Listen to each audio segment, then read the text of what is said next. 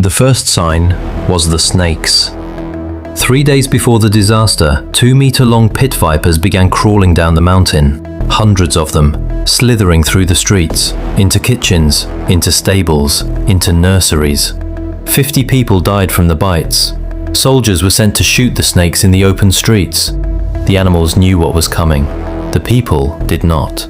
Because there was an election that week, and the government declared the mountain was safe. Anyone who tried to flee was threatened with arrest. Then, the sky fell.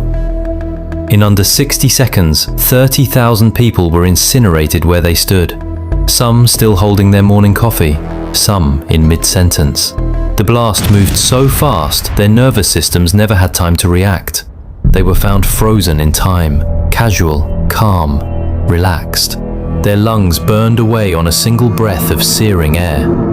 Inside a city of 30,000, only one man survived. He was locked in solitary confinement. This is the forensic story of the day the politicians lied and the mountain answered. But before we step into that wall of fire, 3 impossible truths. 1. A sea captain saw what was coming. He defied the harbour authorities. He was threatened with arrest for desertion, and he fled. He saved his entire crew. Every captain who obeyed died. 2. The mountain warned the city for weeks. Sulfur, ash, earthquakes, vipers, a wave of dead animals, and the government kept saying it was safe. 3. The only man inside Saint-Pierre to survive the disaster was a criminal, locked in a stone cell for stabbing a friend. The walls of his prison were the only thing in the entire city thick enough to stop the burning cloud. This is the day the truth was buried alive. Martinique, May 1902. A small Caribbean island, part of the French colonial empire. And at the heart of that island, a city called Saint-Pierre. They called it the Paris of the Caribbean, a cultural capital. Cathedrals, a grand harbour, sugar fortunes and rum traders, cobblestone streets full of merchants, sailors, school teachers, children. 30,000 people living the kind of life most of the Caribbean could only dream of. And just 4 miles north of the city sat a sleeping giant, Mount Pelée, a volcano nearly 5,000 feet high. The locals called it a gentle mountain. It had erupted twice in living memory, both times nothing more than ash and steam, a few minor coughs. People hiked its slopes for Sunday picnics. Scientists treated it as a tourist attraction. By the spring of 1902, that gentle giant had begun to wake up. But the city had something else on its mind, an election. A critical legislative vote was scheduled for May 11th. The governor, a man named Louis Moutet, was desperate to make sure the citizens stayed in Saint-Pierre to cast their votes.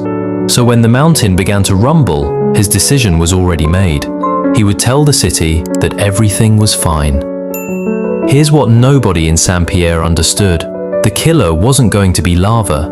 Everyone assumed if Mount Pelée erupted, it would just spill red-hot rock down the mountainside. Slow, visible, easy to outrun. That belief killed 30,000 people.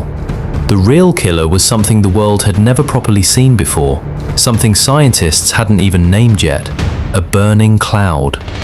Volcanologists today call it a pyroclastic surge. The French would later name it nuée ardente, the glowing cloud. It is not lava, it is not smoke, it is not even a normal explosion. It is the air itself turned into a weapon. When a volcano builds up enough pressure and the side cracks open, it doesn't just shoot up, it can shoot out, horizontally, across the ground. A wall of superheated gas, steam, ash, tiny particles of molten rock. The temperature inside that cloud was over 1800 degrees Fahrenheit, hot enough to instantly ignite wood, hot enough to cook stone. And the speed was somewhere between 100 and 400 miles per hour, faster than a hurricane, faster than most jets at the time. You cannot outrun it, you cannot hide from it. By the time you see it, you are already breathing it. April 23rd, 1902. Mount Pelée begins its warning. First, light tremors, then a fine rain of cinders, sulfur in the air. By late April, the entire summit had turned into a steaming, boiling pond. By May 2nd, ash was falling on Saint-Pierre. Communication lines went dark. Farm animals died from the contaminated water and air. Birds dropped out of the sky. Then, on May 5th, the first true killer arrived. A wall of the volcano cracked. Boiling water and mud, a lahar, exploded out of the crater. It came down the Rivière Blanche at 60 miles per hour. It buried the Guérin sugar mill under nearly 200 feet of mud. 150 people died in seconds. The mud hit the sea so hard, it triggered a 10-foot tsunami that flooded the streets of Saint-Pierre itself. Refugees from the countryside flooded into the city. They believed Saint-Pierre was safer. They were running toward the killer. May 7th, a volcano on a nearby island, Soufrière on Saint Vincent, erupted, killed 1,500 people. The government in Martinique told citizens this was good news, that Soufrière had relieved the pressure on Mount Pelée. It was a lie. That same day, an Italian sea captain named Marina Leboeuf pulled his ship, the Orsolina, into Saint-Pierre's harbour. He looked at the mountain. He looked at the cloud of ash. He looked at the boiling waters. And he refused to stay.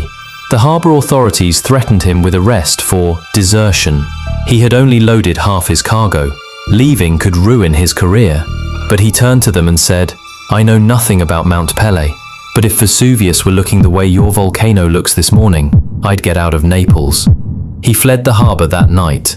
Every soul on the Orsolina survived. Every other ship in that harbour was destroyed the next morning.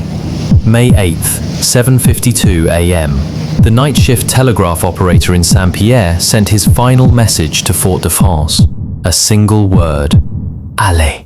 It's French. It means, go ahead. He was telling the other operator down the line, there's nothing new to report. Same as yesterday. The line went dead in the next second. For 10 minutes, there was nothing. No signal, no transmission.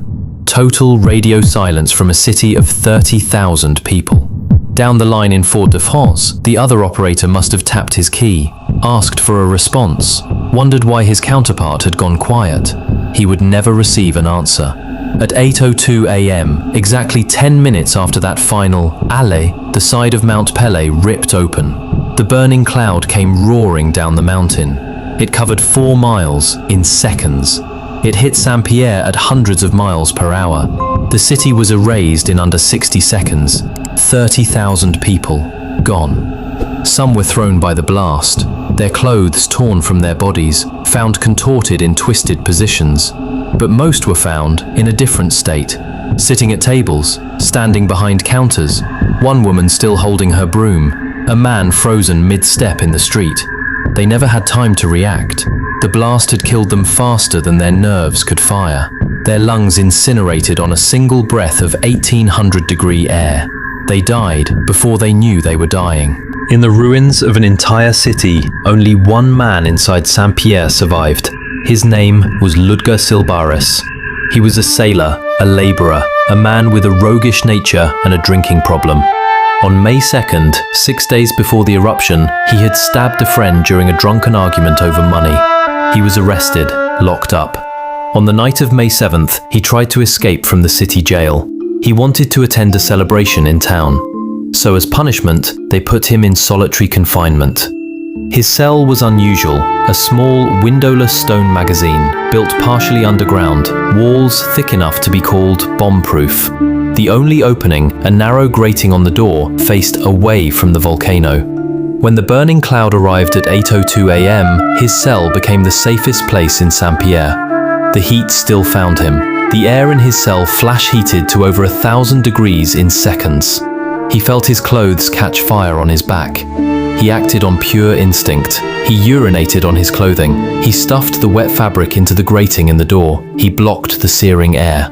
For 4 days, he stayed there, alone in the dark, burned across his hands, his arms, his legs, his back, subsisting on rainwater that dripped under the door. No food, no light, hearing nothing but the silence of a city of 30,000 corpses outside his walls. On May 11th, a rescue party from Montrouge heard his cries through the rubble. They pulled him out. He survived. Sylbaris became a global celebrity, the man who lived through Doomsday, the first black man to star in the Barnum and Bailey circus, where audiences would pay to see him perform inside a replica of his prison cell. He never apologized for his crime. The prison saved his life. Here's the part that should make you angry. Governor Louis Moutet did not act alone. When the warnings began in April, he formed a scientific commission. He told the public these were experts, professionals, men who understood volcanoes. The lead expert on that commission was a high school science teacher. On May 7th, his commission filed its official report. Mount Pelée, they wrote, posed no significant danger to Saint-Pierre. The newspapers printed it. The governor publicly read it. The military backed it.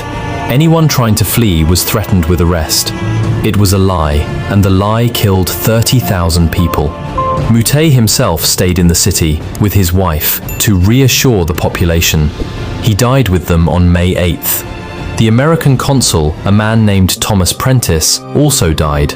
So did his wife Clara, who had written a letter home days earlier saying, "Everybody is afraid that the volcano has taken into its head to burst forth and destroy the whole island." She knew, everyone knew. The government just refused to admit it, because there was an election, and the election was more important than the people. It got worse. 12 days later, May 20th, Mount Pelée erupted again. This time, it killed 2,000 rescue workers and engineers who had come to help. On August 30th, a third eruption killed another 1,000 to 1,500 people in a nearby village. The disaster wasn't over, not for months. In October, something else began to rise from the crater, a massive lava spine, a tower of solid rock pushed up like a piston from inside the volcano. It grew 50 feet every day.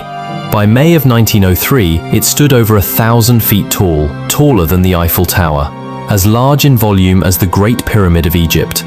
It collapsed a year later. The disaster changed the world. It birthed the entire science of modern volcanology. A French geologist named Alfred Lacroix coined the term nuée ardente. Every monitoring station, every evacuation protocol, every warning system on every active volcano today traces back to what happened on May 8, 1902. But there's one more legacy nobody talks about. At the time, the United States was debating where to build a great canal between the oceans. The two choices were Nicaragua and Panama. Both routes had active volcanoes nearby. When word of the Saint-Pierre disaster reached Washington, it terrified Congress. Theodore Roosevelt and his supporters pointed to Mount Pelée as proof that volcanic regions could not be trusted. The vote shifted. The canal was built in Panama. If invisible killers fascinate you, I broke down another one. A peaceful neighborhood erased in 10 minutes by a gas that came up through the sewers. Cleveland, 1944. Links below. Today, around 5,000 people live where 30,000 once did. The ruins are still there. The empty streets. The shells of the cathedrals. The stone walls of the cell that saved Sylbaris. The mountain still stands. It is still active. And if you want to uncover the dark forensics behind history's deadliest invisible killers, hit that subscribe button now. You won't want to miss our next investigation. Because every year, the people of Martinique remember what happened when the politicians said it was safe. The killer is rarely loud. It's almost always already arriving. The next time someone in power tells you not to worry, look at the snakes.